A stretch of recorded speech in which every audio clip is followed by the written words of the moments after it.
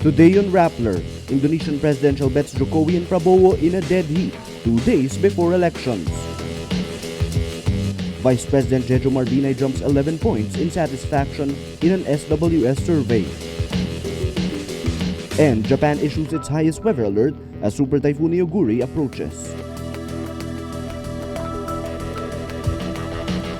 Hello, I'm Paterno S. Makel. Welcome to Rappler, your social news network. Indonesia goes to the polls Wednesday in what has become the closest presidential race in Southeast Asia's largest nation. The choice, Jakarta Governor Joko Widodo, known as Jokowi, a former furniture maker, and former General Prabowo Subianto, who touts his military record and projects a strongman image. Just 2 days away from the polls, latest surveys indicate Jokowi may have taken the momentum back from Prabowo. But the margin remains slim. The Indonesian Survey Circle, or LSI, says Jokowi and his running mate Yusuf Kala has a 3.6 percentage point advantage. The chances of getting elected for Jokowi and Kala is now at 47.8% over Prabowo and running mate Hatta Rajasa's 44.2%.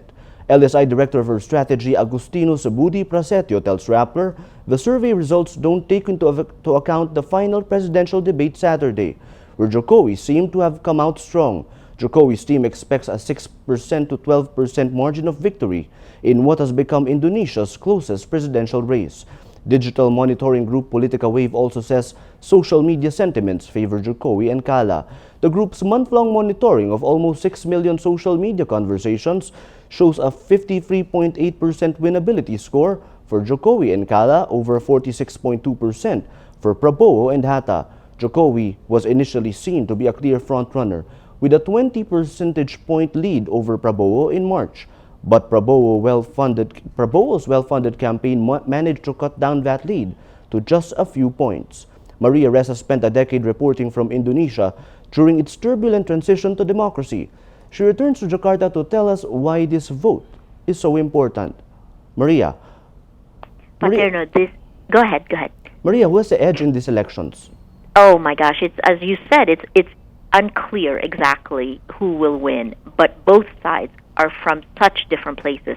You have Joko Widodo, as you said, he's a furniture maker. He grew up in the slums of Java. He battles corruption with a kind of a folksy charm, determination. And then on the other side, you have Prabowo Subianto. He's a part of Indonesia's most powerful political dynasties. He was a former general accused of human rights violations, and more interestingly, the former son-in-law of former President Suharto. This is really a critical juncture for Indonesia in the sense that if it chooses Jokowi, they will for the very first time choose a president who has absolutely no link to its political elite. It would be a completely different choice from Prabowo, who has experience, who understands the political developments in this country, was very much, at one point, he was a chosen successor for Suharto. So very, very different roads. The question now, of course, is you have 187 million registered voters. This period is supposed to be a quiet period, but of course those laws were made before social media. What we're seeing now is still very heated conversations on social media before the Wednesday vote. Paterno? Maria, what role does the youth and social media play in these elections? A huge role. I mean, like the Philippines, this is a very young population. In the Philippines, our median age is about 22 to 23. Here in Indonesia, you're talking about 23 to 24 years old. So young population, about a third of that 187 million registered voters are from the youth. And if you take a look at the way they've been following this election so closely, it's actually pretty wonderful to watch. Ayi Macaraiga, our reporter, was sitting in a cafe watching the debate last Saturday. It was the last of 5 presidential debates. And again, they tackled issues like environment, issues that we rarely see in our own elections, tackled it with the same way. And the youth were sitting there cheering it like it was a World Cup match. Everyone is fastened on this because, again, look at the horse race leading right up to this weekend. You saw Prabowo basically cut down a larger than 20% Jokowi lead to nothing, leading up to that presidential debate, and then this huge concert that he had. Right after that debate on Saturday, you began to see the momentum shift. At least this is what the Jokowi camp claims.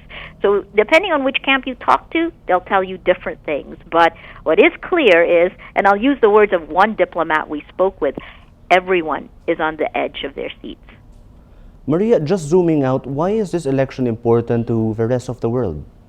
It's extremely important. You know, Indonesia is the third largest democracy in the world, and more importantly, it is the country with the largest Muslim population. When Indonesia embraced democracy in 1998, 16 and a half years ago, it really was a signal to the Muslim world. We're seeing a wave now of Islamism going through the world, from Syria to Iraq, and the kind of evolution of a radical ideology that Indonesian democracy basically turns into a lie. If Indonesia continues to succeed at democracy, it actually shows the Islamic world that these two things, democracy and Islam, go hand in hand. The people who are fueling democracy in this country are Muslims, and that basically makes a lie out of the claims of some of the more hardline Muslim groups. Thank you very much, Maria. That was Maria Ressa reporting live from Indonesia. For all news related to the Indonesian elections, visit www.rappler.com/Indonesia. Follow live updates from Rappler Indonesia at Rappler ID on Twitter. Senator Juan Ponce Enrile asks Anti-Graft Court Sandigan Bayan to allow him to stay at the Philippine National Police General Hospital in Camp Crame. In a motion for hospital detention, the senator also asked to be allowed temporary visits to medical facilities outside Camp Crame. The PNP temporarily detained Enrile at the hospital last Friday, hours after he was ordered arrested on plunder and graft charges. He and several others are accused of channeling public funds to the fake NGOs controlled by businesswoman Jaene Zaplan.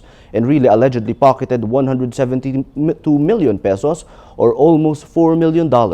But the Sandigan Bayan has yet to issue an order of custody, commitment, and detention for Enrile. Until the commitment order is issued, Enrile remains under the custody of the PNP.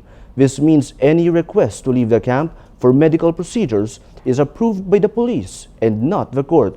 Enrile's camp has used this to their advantage. On Saturday, Enrile temporarily left detention for a checkup at the Asian Eye Institute in Makati City. The 90-year-old senator is suffering from age-related macular degeneration. The PNP also grants Enrile's request to keep details about his health, quote, as private as possible, and to have a personal nurse in his air-conditioned hospital room. Former Enrile aide Gigi Reyes also wants to be detained at the PNP Custodial Center in Camp Crame. Reyes files an urgent motion to transfer detention on Monday before Anti-Graft Court Sandigan Bayan, where she is currently jailed. She was earlier committed to the Bureau of Jail Management and Penology, or BJMP, in Quezon City. In her plea, Reyes cites a BJMP report saying the Quezon City jail has no adequate facility to secure her. All those charged with graft and plunder in connection with the pork barrel scam are detained at police camps. Those detained at Camp Crame are Enrile, Senator Jinggoy Estrada, Senator Bong Revilla, and Revilla's legislative staff, Richard Cambe. Suspected scam mastermind Jaene Zaplan is detained at the PNP training camp in Santa Rosa, Laguna. Reyes has been Enrile's most trusted aide. Enrile's wife once confirmed the affair between her husband and Reyes. Supreme Court justices are divided whether Sandigan Bayan Justice Gregory Ong should be dismissed. The justices agreed that Ong violated the new Code of Judicial Conduct after his links to alleged pork barrel queen Jaene Zaplan were exposed and confirmed. But they disagree on whether he should be meted the lighter penalty of suspension or the extreme penalty of dismissal with all his benefits forfeited. In an administrative proceeding, former Justice Angelina Sandoval Gutierrez recommended Ong's dismissal after finding substantial evidence that Ong was guilty of the three charges against him. She also concluded that Ong was Napoles' main contact at the Anti-Graft Court, a claim raised by former Napoles employees turned whistleblowers Ben Hurluy and Marina Sula. Luis said Napoles spent 100 million pesos to fix the Kevlar helmet case that was tried by the 4th Division that Ong chaired. Ong admitted he met Napoles thrice in 2012 but denied receiving money. Vice President Jejomar Binay jumps 11 points in the March 2014 survey of the polling firm Social Weather Stations or SWS. From his 62% very good net satisfaction ratings in December 2013, he now has excellent 73% net satisfaction ratings. Since he assumed the vice presidency 4 years ago, Binay has always gotten very good to excellent ratings in SWS. The March survey was conducted a few weeks after he announced he was leaving PDP Laban and forming a new political party. The poll was also conducted before Binay's key allies, Senators Juan Ponce Enrile and Jinggoy Estrada, were charged with plunder in June. The March survey also shows Senate President Franklin Drilon suffering an 8-point drop from 25% satisfaction ratings in December to 17% in March. Speaker Feliciano Belmonte Jr.'s ratings dropped from 16% in December to -1% in March, while Chief Justice Maria Lourdes Sereno's ratings dropped from 16% to 4%. Meanwhile, the Senate registers 26% satisfaction ratings, the House 18%, and the Supreme Court 35%. The Cabinet as a whole retains its 20% satisfaction ratings. Japan's weather agency issues its highest alert as Super Typhoon Neoguri barrels toward the southern Okinawa island chain. Japan's weather agency says the storm poses a threat to life and could inflict massive damage from gusts up to 270 kilometers per hour and torrential rain. Waves could reach as high as 14 meters. It's expected to hit the southernmost subtropical island chain early Tuesday, possibly reaching mainland Japan by Wednesday. The typhoon entered the Philippine area of responsibility Saturday and was given the codename Florita. In its 5 p.m. bulletin, Philippine State Weather Bureau Pag-asa says the eye of the typhoon is located 500 kilometers east-northeast of Basco, Batanes, Western Visayas, Mimaropa, and the provinces of Zambales, Bataan, Cavite, and Batangas will have monsoon rains. Metro Manila and the rest of Luzon and Visayas will experience occasional rains. Mindanao will have partly cloudy to cloudy skies with isolated rain showers or thunderstorms. Check out Rappler's Project Agos microsite, a one-stop shop for educating the public on how to prepare better for disasters. Project Agos aims to raise awareness on climate change adaptation and disaster risk reduction and management. It can help people better prepare, respond, and aid in recovery. Visit www.rappler.com/projectagos. Nature, as shown by the super typhoons that ravaged the Philippines, could be treacherous. But nature, through environmental conservation, can be used to protect man from cruel elements. David Lozada reports on how mangroves prevented the Haiyan storm surge from inflicting further damage on a coastal town.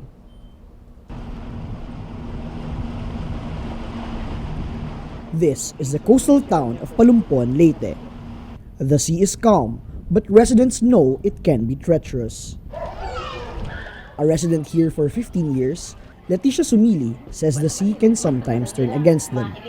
When Super Typhoon Yolanda made landfall, the sea swallowed most of the shanties along the coast, including Leticia's home. Pasalamat po ko sir sa Ginuungan giluwas mi niya kay hindako man hitubo man ang dagat dire kay ingon na ay kanang tidal wave ingon nila di dagan tanan sa simbahan. 80% of Palumpon's infrastructure was destroyed, but the damage could have been worse. Like many coastal towns in the Visayas, Palumpon faced the danger of being wiped out by storm surges when Super Typhoon Yolanda struck in November 2013. But those mangroves protected the residents from total destruction. Some residents died from illness and falling coconuts. No one died from the storm surge. The town's mangrove sanctuary in Tabuk Island protected the town from the 4-meter-high waves. Palumpon Environment Officer Raul Bacalla says the mangroves were initially put there to improve livelihood. Tabuk Island was declared a no-man's land to increase fish supply in 1996. After 17 years, people realized the importance of mangroves. Palumpon Mayor Ramon Oñate says climate change adaptation requires political will. We are serious in doing those disaster preparedness para maano talaga ng tao. So it pays off. The town also improved its solid waste management program. We don't have garbage dump site in Palampon. We have an eco park. Why?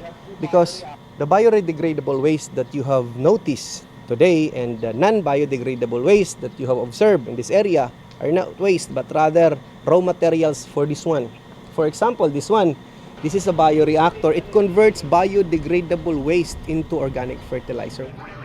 Officials say what really helped Palumpon survive is its strong focus on environmental protection. Kung wala yung Tabuk Marine Park and wala po yung effort namin to protect the mangroves, ay wala na po talaga yung Palampon. And this is the lesson that we have learned is we need a tangible example, a hard example before people will believe you. David Lozada, Rappler, Palumpon, Leyte. 4 months after the Philippine government and the Moro Islamic Liberation Front or MILF signed a peace deal, the negotiating panels are back in Kuala Lumpur. The panels will resolve issues coming from Malacanang's review of the draft Bangsamoro Basic Law. The meeting comes more than a week after MILF Chief Negotiator Muhager Iqbal described the Malacanang version of the Bangsamoro Law as, quote, heavily diluted. He says it was worse than the law that created the autonomous region in Muslim Mindanao or ARMM. The Bangsamoro Basic Law will replace the ARMM with the Bangsamoro, a political entity envisioned to have greater fiscal powers. The government wants to resolve, quote, substantive issues before the bill is transmitted to Congress. But Iqbal warns, if the issues remain unresolved, the peace process could break down. Despite disagreements on the content of the draft basic law, Chief Negotiator Miriam Ferrer says the parties are not backtracking from the peace agreement. Israeli police arrest a group of Jewish extremists Sunday over the death of a Palestinian teen. Autopsy reports show 16-year-old Mohammed Abu Kider was burned alive. Kider was kidnapped from his Shuafat neighborhood in East Jerusalem early Wednesday. His charred body was found hours later in a West Jerusalem forest. Palestinians say Jewish extremists killed the teen in revenge for the kidnapping and murder of 3 Israeli teenagers last June. The latest incident comes after days of violent clashes from East Jerusalem to Arab towns inside Israel. Israel does not yet consider the clashes as the beginning of an Arab-Palestinian uprising. Let's now look at Rappler's Rap for today, a list of the 10 most important events around the world you shouldn't miss. At number 6, a 4-month study of electronic data from whistleblower Edward Snowden shows the U.S. National Security Agency or NSA held on to materials described by analysts as useless. CNN describes the haul as heaps of baby photos, fitness selfies, medical records, and resumes. These files, quote, tell stories of love and heartbreak, illicit sexual liaisons, mental health crises, political and religious conversions, financial anxieties, and disappointed hopes. The findings are the result of a Washington Post study of NSA intercepted electronic data. The Post says 9 of 10 account holders found in the data were not the intended surveillance targets but were caught in a net. The study was based on some 160,000 emails and 7,900 documents taken from more than 11,000 accounts intercepted during President Barack Obama's first term in office. At number 9, Brazil star striker Neymar fights back tears as he urges his teammates toward a World Cup victory without him. Neymar suffers from a fractured vertebra in the quarter-final win over Colombia on Friday after Colombian defender Juan Zuniga kneed the Brazilian in the back. Zuniga apologized to Neymar but insisted he had not deliberately hurt the star striker. In an emotional video message, Neymar said, quote, "They took away my dream of playing in a World Cup final, but the dream of being a world champion is not over." Brazilians were heartbroken over the incident as the nation's hopes of a 6th World Cup rested on Neymar's shoulders. Brazil's President Dilma Rousseff wrote a personal message to the 22-year-old star, and football legend Pelé wrote on Twitter, "It hurts our hearts to know that he can no longer defend Brazil in the World Cup." And at number 10, crowd favorite and 7-time champion Roger Federer lost to Novak Djokovic in an epic 4-hour final. The Swiss took the opening, but the Serb rallied toward the end. giving him his second Wimbledon title. Federer has not won a Grand Slam title since Wimbledon in 2012, but played superbly throughout the tournament, losing only one set on the way to the final. Federer said he was happy with his performance. Meanwhile, Petra Kvitova stormed to her second Wimbledon title in the shortest women's final as the 6th seed Czech crushed another crowd favorite Canada's Eugenie Bouchard on Saturday. For the full top 10, visit Rappler.com's The Wrap.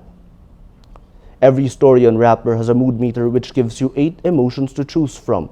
Click how you feel and your vote comes down to the mood navigator in the middle of the front page, which crowdsources the mood of the day. It also gives you the top 10 stories with the most clicks.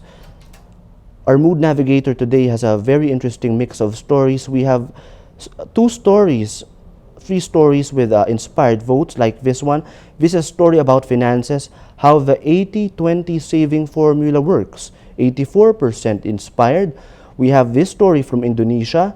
In Indonesia, Filipinos are industry leaders, 82% inspired. But the story that drove the most number of votes to our mood navigator today is a story about a school and Imelda Marcos. Ateneo de Manila University says sorry over Imelda Marcos's visit. 65% angry and 10% annoyed, 10% don't care. This mix of votes on our mood meter contributed to the mood of the day. Today, most people are angry. That's Rappler's newscast for today, Monday, July 7, 2014. Visit Rappler.com and watch our newscast Monday to Friday. Tell us how you feel on our mood meter and help us crowdsource the mood of the day. I'm Katerina Francisco. As we say at Rappler, tomorrow begins today.